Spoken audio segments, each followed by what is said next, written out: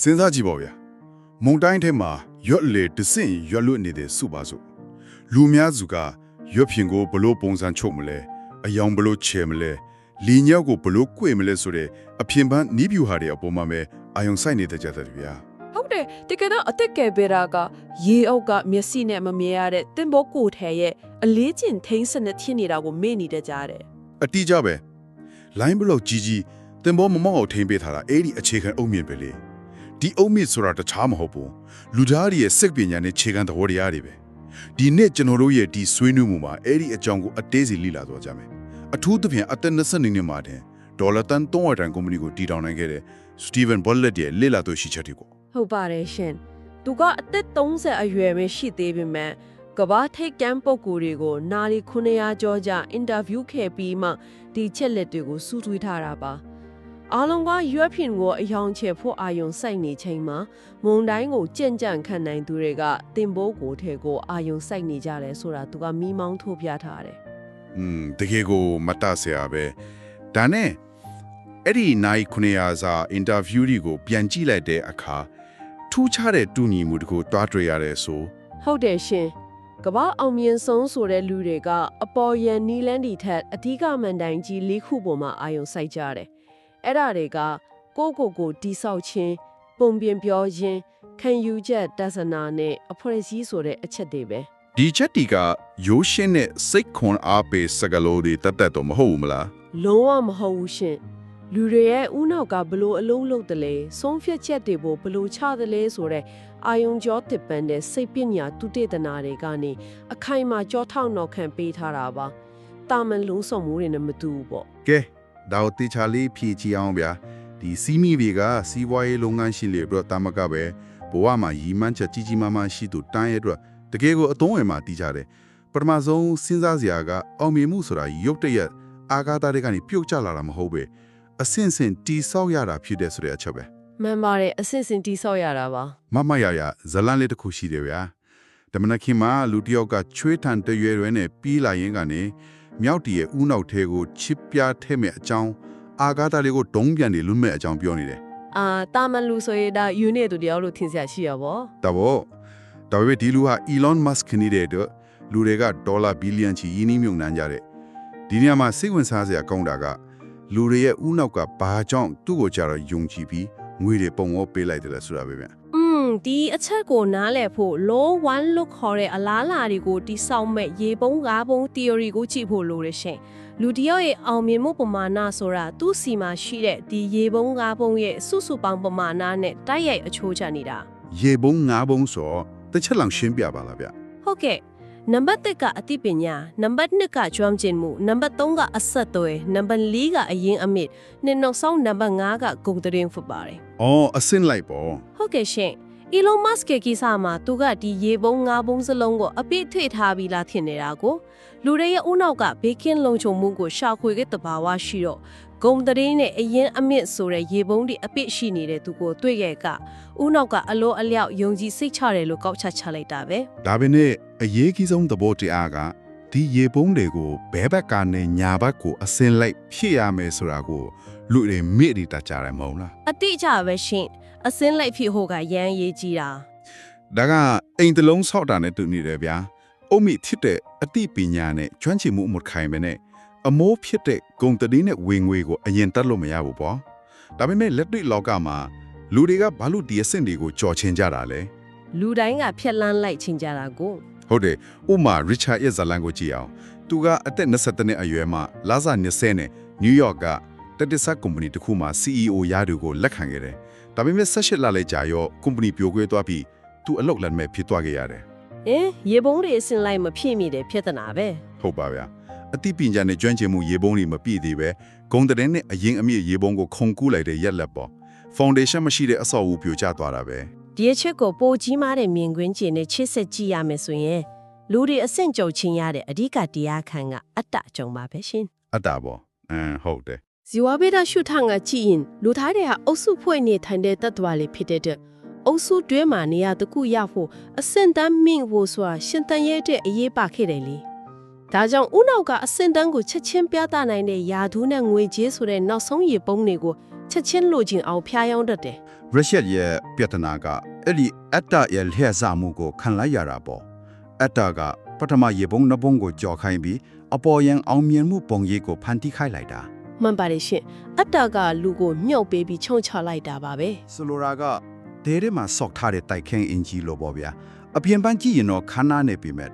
လေနေနေတိုက်တာနဲ့ပြိုကျသွားနိုင်တယ် ထိချတာပေါ့ဘဝမှာအလူကင်နဲ့ပတ်သက်တဲ့ငလင်ဆိုတာအချိန်မီဝေးလုံနိုင်ပါတယ်ရှင် ငလင်ဆိုတာဘလို့မျိုးလဲဗျာ ဟိုဥပမာနေပညာပြုံးလဲတွေစီးပွားရေးပတ်ကတ်တွေပေါ်လာတာမျိုးပေါ့အဲ့ဒီခံငွေကြီးတွေအဆက်တွေတွေယာရုကုံတရေတွေဆိုတဲ့ညာဘက်ကရေပုံးတွေဟာချက်ချင်းမှုတ်ကျသွားနိုင်တယ် အာဟုတ်ပြီ ဒါပေမဲ့ကိုယ်ပိုင်အသိပညာနဲ့ကျွမ်းကျင်မှုဆိုတဲ့ပထမဆုံးရေပုံးနှစ်ပုံးကိုတော့ဘယ်ငလင်ကမှလာဖြတ်စည်းလို့မရဘူးရှင်အဲ့ဒီအခြေခံဦးမြင့်တစ်ခုရှိနေတဲ့၍ဘလို့အခြေအနေမျိုးကနေမဆိုအစ်စ်ကနေပြန်လဲထူထောင်နိုင်စွမ်းရှိနေမှာပါဒါကြောင့်ရေပုံးတွေကိုအစင်လိုက်ဖြစ်ဖို့ကအရေးကြီးတာပါ အတ္တရဲ့လက်အစားမှုကနေရာတိုင်းမှာရှိသေးလားပဲဒီတော့ပထမရေပုံးနှစ်ပုံးကိုဖြည့်တဲ့အခါမှာလေအတ္တကိုဖယ်ထားပြီးအရှိကိုအရှိတိုင်းလက်ခံဖို့လိုလာပြီးဒါနဲ့ပတ်သက်ပြီး law 2အကြောင်းဆက်ပြောရအောင် ဟုတ်ကဲ့အသိပညာနဲ့ကျွမ်းကျင်မှုကိုအထီအောင်ဆုံးဘလို့ဖြစ်မလဲဆိုတာပေါ့ ဒီနေရာမှာစာရေးသူစတီဖန်ရဲ့ကိုရွေးဇလန်ကတော်တော်လေးစိတ်ဝင်စားဖို့ကောင်းတယ်ဗျာထိုသက်စလေးနဲ့အရွယ်ကစင်ပေါ်မှာစကားပြောရတာကိုအကြောက်လွန်ပြီးစာရေးတောင်ဖတ်မရလောက်အောင်တုံရင်ပြီးထွက်ပြီးဟဲရပူတယ်တဲ့ တော်တော်လေးစိတ်တန်ရာရစရာအတွေ့အကြုံပဲနော် ဒါပေမဲ့နောက်ပိုင်းမှာသူကဘရက်အိုကာမာလိုကဘာခေါင်းဆောင်တွေနဲ့အတူစင်မြင့်ပေါ်မှာရဲရဲဝင့်ဝင့်စကားပြောနိုင်တဲ့အဆင့်အထိရောက်လာတယ်ဒါ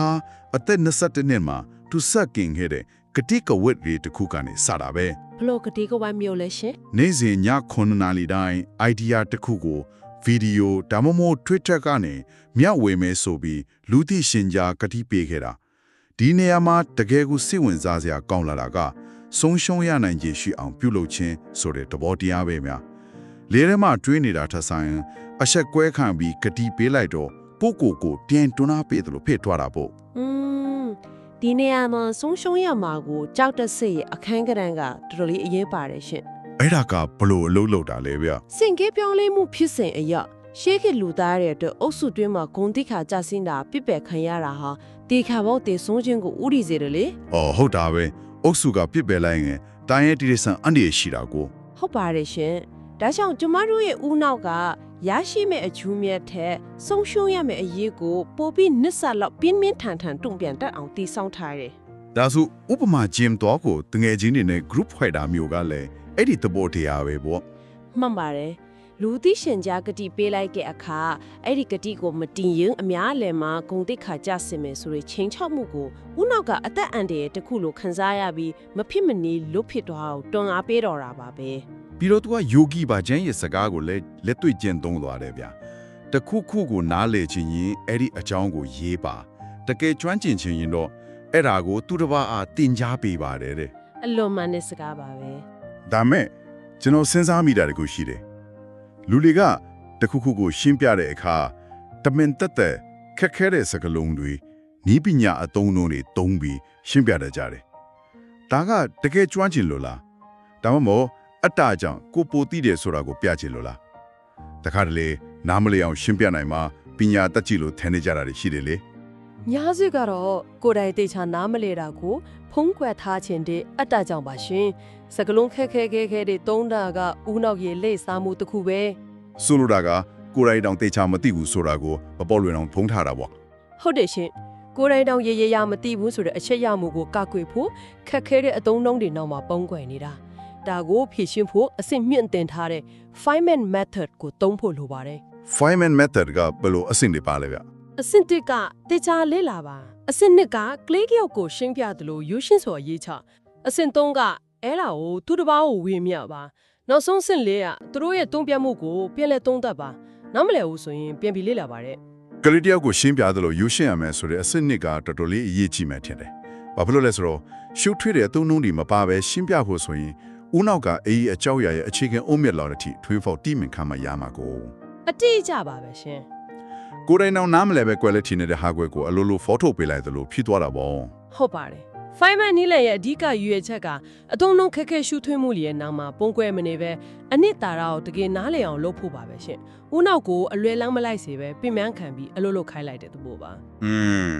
အခုနကဆွေးနွေးခဲ့တဲ့အတ္တကြောင့်ရေပုံးအဆင့်ကျော်ချင်းတာအတ္တကြောင့်မတိတာကိုဖုံးခွယ်ချင်းတာဒီကိုကြည့်ရင်ဒီအတ္တဆိုတဲ့ຢာကတော်တော်လေးဒုက္ခပေးတာပဲနော် ဟုတ်တယ်လူမှုဆက်ဆံရေးမှာလည်းအတ္တကပြဿနာပါပဲ ဒီအတ္တကပဲကျွန်တော်တို့တူတဝိုင်းနဲ့ဆက်ဆံတဲ့အခါအထူးသဖြင့်ညှင်းခုံမှုတွေဖြစ်လာတဲ့အခါပိုပြီးပြဿနာရှာတတ်တယ်မဟုတ်လားကို့မှာအသိပညာတွေရှိလာပြီးတူတပားကိုမြောက်ဝဲတဲ့အခါသဘောထားကွဲလွဲမှုတွေညှင်းခုံမှုတွေနဲ့မလွဲမသွေကြုံလာရမှာပဲလေ ဒါဖို့ဒီတော့ law 3နဲ့ law 4ကိုပေါင်းပြီးကြည့်ရမယ်ရှင်ဘယ်တော့မှချက်ချင်းမငင်းမှနဲ့ဆိုတဲ့အချက်ပေါ့ စာရည်သူဆိုရင်သူမိဘတွေအမြဲတမ်းအော်ဟစ်ရန်ဖြစ်နေတာကိုမြင်ပြီးကြည်ပြင်းလာခဲ့ရလို့နောက်ပိုင်းသူရီးစားနဲ့ရန်ဖြစ်တဲ့ခါမှလည်းသူ့အမေလိုပဲအိုပီယိုထဲထိလက်ဝင်ပြီးမပီးမချင်းထက်ခါတလဲလဲအော်ဟစ်ညင်းကုန်ဟိတ်ဘူးတဲ့ဒါကလူတွေရဲ့ယုံကြည်ချက်အထူးသဖြင့်ငါမိုင်းတယ်ဆိုတဲ့အတ္တကိုချိန်ထောက်ခံရတဲ့အခါဘလောက်တောင်အထီးမခံဖြစ်သွားတယ်လဲဆိုတာပြနေတာပဲဗျာ ဒီချက်ကို MIT နဲ့ London တက္ကသိုလ်ကပါမောက္ခတာလီရှာရွတ်ရဲ့ဦးနောက်စကမ်ဖတ်ချင်းသူတဲ့တနာကအကောင်းဆုံးသက်သေပြနေပါတယ်ရှင် အဲ့ဒီသူတေသနာကဘလို့လဲဗျ လူနှစ်ယောက်ကိုအိမ်ချမ်းမြေတမ်းမှုခတ်မှန်းခိုင်းတဲ့အခါအဖြစ်တဲ့တူညီနေရင်သူတို့ရဲ့ဦးနောက်တွေကတက်ကြွစွာအလုပ်လုပ်ပြီးတရင်ချက်လက်တက်တွေကိုလက်ခံနေ သူညီနေရင်တော့လက်ခံတယ်ပေါ့ ဟုတ်တယ်ဒါပေမဲ့သဘောထားမတိုက်ဆိုင်ဘူးဆိုတာနဲ့တပြိုင်နက်တစ်ဖက်လူရဲ့ဦးနောက်ကတရင်ချက်လက်ခံမှုကိုလုံးဝပိတ်ချလိုက်တာတွေ့ရတယ်ရှင် ဝါဘာဖြစ်လို့ဦးနောက်ကအဲ့ဒီလိုလုံးဝပိတ်ချလိုက်ရတာလဲဗျတာမန်ချက်လက်ကွဲလွဲတာလေးကိုများအတက်အန်ဒီယာလိုများထင်နေလို့လား အဲ့ဒီလိုပြောလို့ရပါတယ်ရှင်ဦးနောက်ကစွန့်ရင်အလွန်ချွေတာခြင်းနဲ့အင်္ဂါရက်တစ်ခုလေခိုင်မာနေတဲ့ယုံကြည်ချက်တစ်ခုကိုအသစ်ပြန်ဖို့ဆိုတာကယ်လိုရီစွန့်ရင်အများကြီးသုံးရတယ် ဟုတ်ပြီ အဲ့ဒါရှင်ဒါကြောင့်ခမရမားနေတယ်လို့စပြောလိုက်တာဟာသူတို့ရဲ့ရုပ်ပိုင်းဆိုင်ရာကိုတိုက်ခိုက်တိုက်တယ်လို့ပဲဦးနောက်ကအလိုအလျောက်ခုခံကာကွယ်တဲ့စနစ်ကိုဖွင့်ချလိုက်တယ်ဒါကြောင့်အထောက်ထောက်တွေဘလောက်ပြသူတို့ဘာမှဆက်မကြောက်ဘူး ဒါဆိုရင်ခံတက်ချစ်တစ်ခုကိုတိုက်ခိုက်တယ်လို့ပေါ့ဗျာရှေ့တဲတဲ့ကနဲ့ခမားမားတယ်ဆိုပြီးတွားတိုင်ရင်သူတို့ကတကားပိတ်ပြီးအထဲကနေပြန်ပစ်လိမ့်မယ်အဲ့ဒီအစားတူညီတဲ့အကျက်ဆိုတဲ့ဘီးပေါက်ကနေဝင်ရမယ်ပေါ့ မှန်ပါတယ်ရှင် ဒါပေမဲ့စဉ်းစားစရာတစ်ခုရှိလာတယ်တချို့ယုံကြည်ချက်တွေကစိတ်ပိုင်းဆိုင်ရာအရာအရန်ကိုတင်းခံနေတာမျိုးတွေရှိတယ်ကိုယ်ယုံကြည်ချက်ကိုရွေးချယ်ခွင့်မရှိဘူးဆိုတဲ့ law 4အကြောင်းပေါ့ ဟုတ်ကဲ့ဘလို့ညံဆက်မျိုးလဲရှင် ညံစမ်းတစ်ခုလို့စဉ်းစားကြည့်အောင်ဗျာအကျံဖတ်သမားတစ်ယောက်ကကိုယ့်ချစ်ရာသူကိုတနတ်နဲ့ချိန်ထားပြီးငါ့ကိုယေရှုခရစ်တော်လို့ယုံကြည်ပါလို့အကြက်ကရင်ဘာလို့မလဲဘာချက်ကနေတော့ယုံပါတယ်လို့လိန်ပြောလို့ရပါမယ်ရင်ထဲကနေအစစ်မှန်ချက်ချင်းယုံကြည်သွားအောင်တော့လုပ်လို့မရဘူးလေ ဟုတ်တာပေါ့ယုံကြည်ချက်ဆိုတာအတင်းကျပ်လုပ်ယူလို့ရတာမှမဟုတ်တာ အဲ့ဒီတော့လူတွေဟာကိုယ်ယုံကြည်ခြင်းနဲ့ကိုယ့်အတွက်အကျိုးရှိမဲ့သတင်းအချက်လက်ကိုဒါပိုလက်ခံတတ်ကြတယ်ဆိုတဲ့ confirmation bias ကလည်းရှိတယ်အရင်တုန်းက Clinton နဲ့ Trump ရွေးကောက်ပွဲမှာ Trump ထောက်ခံသူတွေကို Trump နိုင်ကြီးရှိတဲ့စစ်တမ်းပြရင်ယုံကြည်မှုပိုခိုင်မာသွားပြီး Clinton ထောက်ခံသူတွေကိုတွားပြရင်လုံးဝကရုမဆိုင်တာမျိုးလေဒီလောက်တင်းခံနေတဲ့ဦးနောက်ကြီးကိုဘလို့များပြောင်းလဲအောင်လုပ်မလဲဗျာ ဒီနေရာမှာရေအိမ်ဆန်းတမှုဆိုတာလားအတော်လေးထိရောက်တယ်ရှင် အင်တာရေဆွဲချတဲ့စနစ်ကိုပြောတာလား ဟုတ်ပါတယ်ရှင်လူတွေကိုရေအိမ်မလို့အလုပ်လုပ်တယ်လဲနားလေလားမေးတော့အလုံးကနားလေတယ်လို့ဖြေကြတယ်ဒါပေမဲ့အစင့်စင့်အသေးစိတ်ပြန်ရှင်းပြခိုင်းတဲ့အခါမှာတော့တော်တော်များများတေချာမရှင်းပြနိုင်ကြတော့ဘူး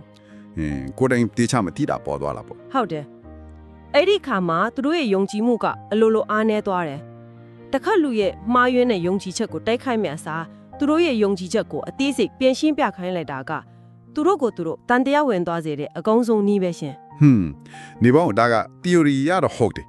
ဒါပေမဲ့လက်တွေ့မှာနိုင်ရေးလို့ဘာသာရေးလို့အရန်အကဲဆက်တဲ့ကိစ္စတွေမှာတစ်ဖက်လူကိုကဲခင်ဗျားယုံကြည်တာကိုအသေးစိတ်ရှင်းပြစမ်းပါလို့တွားပြောရင်သူကပို့ပြီးဒေါသထွက်ပြီးပို့ဆိုးသွားနိုင်တယ်မဟုတ်ဘူးလားအသေးစိတ်မရှင်းပြနိုင်တဲ့အခါအရှက်ကြားပြီးပို့တင်းခံသွားနိုင်တာပဲလေကိုယ့်အတားကိုထိခိုက်တယ်ဆိုပြီးတော့ အေးအဲ့ဒါရန်ကောင်းတဲ့ထောက်ပြချက်ပဲရှင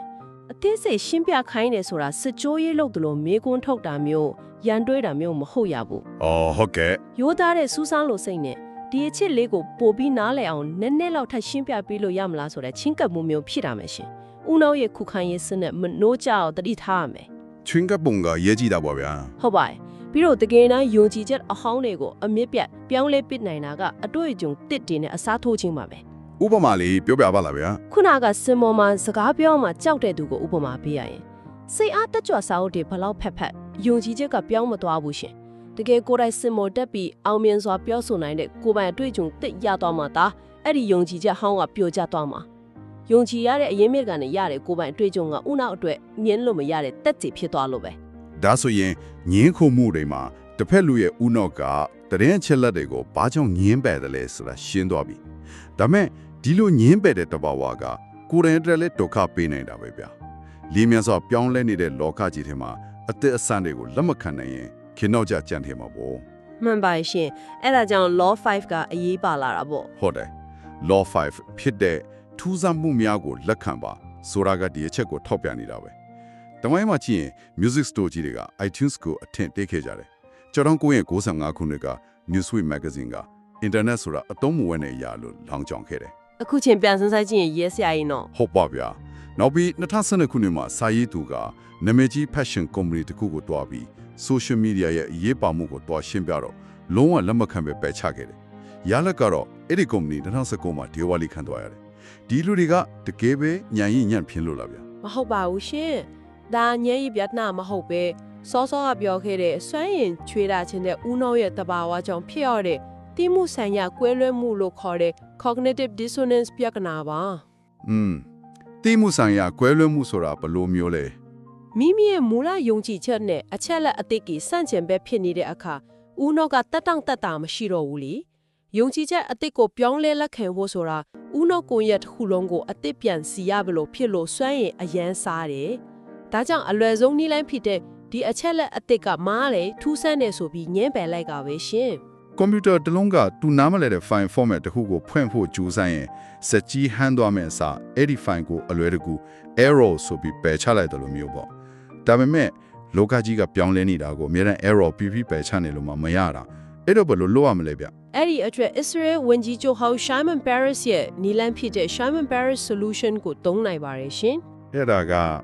ဘယ်လိုနီးလန်းလဲဗျ ။ဟန်ညင်ဘက်ဖြစ်နေတဲ့အယူအဆနှစ်ခုကိုတစ်ချိန်တည်းမှာရှင်တွဲပြီးလက်ခံထားနိုင်စွမ်းရှိရမယ်ဆိုတာပါပဲ။အဖြူနဲ့အမြဲညှက်ခုတဲကတစ်ခုကိုရွေးရမယ်လို့မတွေးပဲ။ဦးနောက်ကိုအတင်းအကျပ်ဖွင့်ထားပြီးနှစ်ခုစလုံးကိုလေ့လာသုံးသပ်နိုင်တဲ့စိတ်အခြေအနေမျိုးထားရှိဖို့လိုတယ်ရှင် အဲ့ဒီလိုစိတ်ကိုဖွင့်ထားဖို့ဆိုတာကိုအတင်းအကျပ်ခိုင်းစေလို့မရပြန်ဘူးလေဒီတော့နောက်ထပ်နည်းလိုလာတယ်ဒါဆိုရင်ဒါတွေအားလုံးကဘာကိုဆိုလိုတာလဲဗျ ။ပြောရရင်တော့မိကုန်းနဲ့မေးဖို့လိုတာပေါ့ ဟုတ်တယ်ပြောင်းလဲမှုတွေမြန်ဆန်လာတာနဲ့မြတ်ကိုနားမလဲတဲ့ web 3.0 တို့ AI တို့နီးပညာသစ်တွေကိုရှောင်ဖက်ခြင်းစိတ်ဖြစ်လာရင်ကိုဖိထားချက်တဲ့ချမှတ်ပြီးအမိတ်ပေးနေမယ့်အစားမေးခွန်းတွေပြန်မေးဖို့လိုတာပေါ့နော်ဒီနေရာမှာ losses ဖြစ်တဲ့ရှင်းပြမယ့်အစားမေးခွန်းထုတ်ပါဆိုတာရောက်လာပြီဗျ ဟုတ်တယ်မေခွန်းထုတ်တာကအရန်အရေးကြီးပါတယ် 1980က Ronald Reagan နဲ့ Jimmy Carter တို့ရဲ့သမ္မတရွေးကောက်ပွဲစကားစစ်ထိုးပွဲမှာ Reagan လုတ်တော့တာစိတ်ဝင်စားစရာပဲဗျသူကစီးပွားရေးအချက်လက်ကိန်းကနန်းတွေအရှိကြီးရှင်းပြမယ့်အစားပြည်သူတွေကိုလွန်ကဲတဲ့၄နှစ်ကတည်းအခုပိုအဆင်ပြေနေပြီလားဆိုတော့မေခွန်းတစ်ခွန်းနဲ့မေးလိုက်တာအဲ့ဒါကပြည်သူတွေရဲ့ခံစားချက်ကိုတိုက်ရိုက်ထိသွားတယ် ဒီဟာကအရေးကြီးတဲ့မေခွန်းတစ်ခုခုကိုဖြစ်ပေါ်စေတယ်ရှင်မေခွန်းတွေကဘာလို့အဲ့ဒီလောက်စွမ်းအားကြီးရတယ်ဆိုတော့စဉ်းစားကြည့်ရအောင် ဘာဖြစ်လို့လဲဗျ စိတ်ပညာမှာဒါကို question behavior effect လို့ခေါ်ပါတယ်တက္ကသိုလ်လေးလာမှုတွေရကျေးဇူးပြု၍အမိုက်ခွဲပစ်ပါလို့စိုင်းပုံမှာအမိန်ပေးရေးထားတာထက်တင်အမိုက်ခွဲပစ်မှာလားလို့မေခွန်းထုတ်ထားလိုက်တာကလူတွေရဲ့အမွှေးရှင်ကိုပိုပြောင်းလဲစေတယ်တဲ့ ဟုတ်တာတကယ်ပဲအလုပ်ဖြစ်တယ်ပေါ့ ။မိကုန်းတစ်ခုမေးလိုက်တဲ့အခါဦးနောက်ကအဲ့ဒီမိကုန်းရဲ့အဖြေကိုရှာဖို့အလိုလျောက်အလုပ်လုပ်ရတော့တယ်။ဦးနောက်ကတက်ကြွစွာစဉ်းစားလာရက်လာရတဲ့အခါညင်းပေခြင်းနဲ့စိတ်ပျောက်သွားပြီးလုပ်ရက်တွေကိုပါပြောင်းလဲလာဖို့တွန်းအားဖြစ်သွားတယ်လေ ဒါကြောင့်ကိုနားမလဲတာကိုညံရီကိုစိန်ခေါ်နေတာဒီနဲ့ကြုံလိုက်ရှောင်ပြေးမဲ့အစားငါသားကိုဘယ်လိုအသုံးချနိုင်မလဲလို့မိခွန်းထုတ်ပြီးပိုနဲ့နဲ့ရှိုင်းဝင်ရောက်လေးလာဖို့လိုတာပေါ့တကယ်ကိုပြည့်စုံတဲ့ဆွေးနွေးမှုပါပဲဗျာ ။ဟုတ်ကဲ့အားလုံးကလူသားတွေရဲ့စိတ်ပညာနဲ့ဆက်ဆက်နေတာကြီးပါပဲ ဒီဆွေးနွေးမှုတစ်ခုလုံးကိုခြုံကြည့်ရင်အပြင်ပန်းနီးပြဟာဒီထက်လူသားတွေရဲ့စိတ်ပညာနဲ့အတ္တရဲ့လက်စားမှုတွေကိုနားလည်ဖို့ကဘလို့အရေးကြီးတယ်လဲဆိုတာတွေ့ရမယ်ဗျကိုတိဆောက်တဲ့နေရာမှာအတ္တကိုဖယ်ပြီးရေပုံးငါးပုံးကိုအစင်လိုက်ဖြည့်တာ loss aversion ကိုအသုံးပြုပြီးကတိကဝတ်ပြုတာ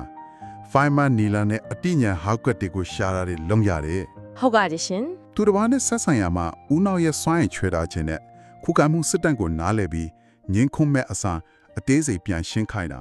ကိုယ်ပိုင်အတွေ့အကြုံတည်တည်ဖန်တီးပေးတာတွေလုပ်ရတယ်နောက်ဆုံးအနာဂတ်အတွက်ပြင်ဆင်တဲ့နေရာမှာတော့ cognitive dissonance ကိုနားလည်ပြီးအတိတ်အစမ်းတွေကိုမေးခွန်းမေးပြီးလက်ခံနိုင်ဖို့လိုအပ်တယ်ပေါ့ဗျာ ဒီအချက်တွေနဲ့စဉ်းစားစရာအလွန်အရေးကြီးတဲ့မျိုးခွန်းတစ်ခုထော်ပေါ်လာပါတယ်ရှင်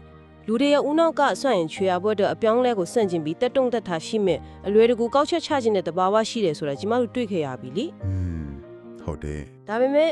လက်ရှိခေတ်မှာ AI လိုနည်းပညာတွေကလူသားသမိုင်းမှာမကြုံစားဘူးလေအရှင်အဟုန်နဲ့တိုးတက်ပြောင်းလဲနေလေဒါဆိုရင်ဦးနောရဲ့ငြိမ်းချမ်းမှုကိုရှာဖွေခြင်းနဲ့ဇီဝပြည်သားဆိုင်ရာလူလားချက်ကြီးကလူသားမျိုးနွယ်ဆက်လက်ရှင်တန်ရဲ့အတွက်အကြီးမားဆုံးအဟန့်အတားကြီးဖြစ်လာနိုင်မလား ဝါတကယ်ကိုလေးနဲ့တဲ့မေကုန်ပဲဗျာ ဒါမှမဟုတ်ဒီလိုအရှင်အဟုန်ပြည့်တဲ့ line လုံးကြီးတွေကိုချော်ဖြတ်နိုင်ဖို့အတွက်ဦးနောက်ကိုအနည်းတမ်းစိတ်ဖြီးစီးမှုအခြေအနေမှာတမင်သက်သက်ထားရှိပြီးကျမတို့ရဲ့ဇီဝဗေဒဆိုင်ရာကန့်သတ်ချက်တွေကိုဖောက်ထွက်စင့်ကေပြောင်းလဲဖို့လိုအပ်နေပြီလားဆိုတာပါပဲရှင် ကျွန်တော်အားလုံးဆက်လက်တွေးတိုးရမယ်မေကွန်တစ်ခုပါပဲဗျာကျွန်တော်ရဲ့ဆွေးနွေးမှုကိုအစနာပြောခဲ့တဲ့ရွက်လီဦးမလီနဲ့ပဲအဆုံးသတ်ချင်ပါတယ်ယာတီတုကဘလောက်ပဲဆိုဆိုလှိုင်းတမိုးတွေဘလောက်ပဲထန်ထန်မက်ဆီနဲ့မမီရတဲ့အလေးချိန်ထိန်းစနစ်ခိုင်မာနေတဲ့ရွေးတော့တင်ဘောကဘယ်တော့မှမောက်တော့မှမဟုတ်ပါဘူးဗျာအဲ့ဒီအခြေခံအော်မီဆိုတာဒီနေ့ကျွန်တော်တို့ဆွေးနွေးတဲ့လူသားစိတ်ပညာအတ္တရဲ့သဘောတရားနဲ့မပြောင်းလဲတဲ့စီးမြင့်နေပဲဖြစ်ပါတယ်အချိန်ပေးပြီးနားဆင်ပေးတဲ့အတွက်ကျေးဇူးတင်ပါတယ်အနာဂတ်ရဲ့လှိုင်းတဘောတွေကြားမှာခိုင်မာတဲ့ရွက်လီတစ်စင်အဖြစ်ဆက်လက်ရွက်လွင်နေကြပါစေဗျာ